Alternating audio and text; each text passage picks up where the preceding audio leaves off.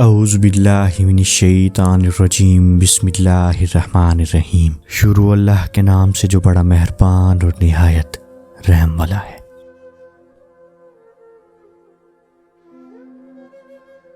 حضرت عبد الرحمن بن جعفر رحمۃ اللہ علیہ فرماتے ہیں، میں بصرہ میں رہتا تھا اور میرے پڑوس میں ایک مسجد تھی جس میں میں 5 نمازیں باجماعت ادا کیا کرتا تھا۔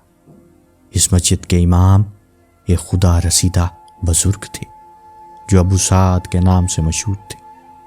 حضرت ابو سعد ہر روز صبح بعد نماز فجر وضع فرمایا کرتے تھے۔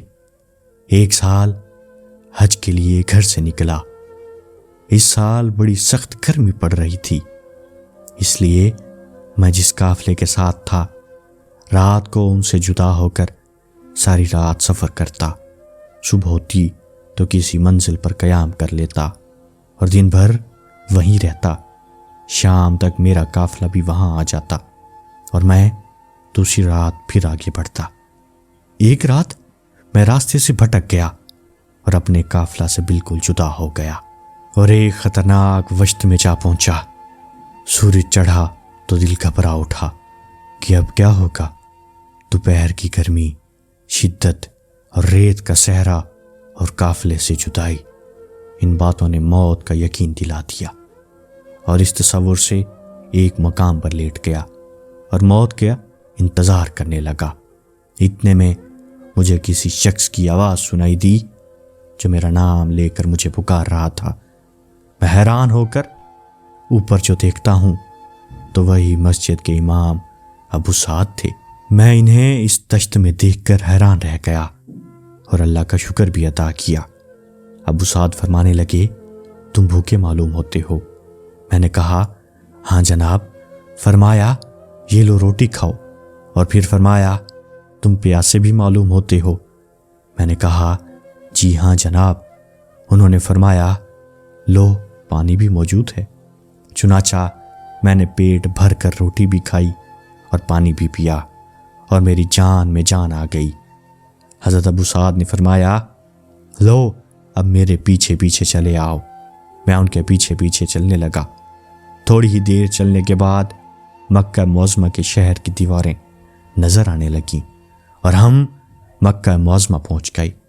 پھر آپ نے مجھے ایک جگہ ٹھہرا کر فرمایا کہ یہیں ٹھہرو، تمہارا قافلہ 3 دن کے بعد یہاں پہنچ جائے گا۔ آپ نے مجھے ایک روٹی دی اور فرمایا، یہ تمہارے لیے کافی ہے۔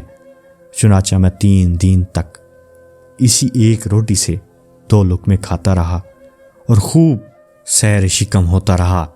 تیسرے روز ہمارا قافلہ بھی آ پہنچا اور پھر جب ہم عرفات میں پہنچے تو میں نے حضرت ابو سعد کو جبل رحمت کے قریب دعا میں مشغول دیکھا۔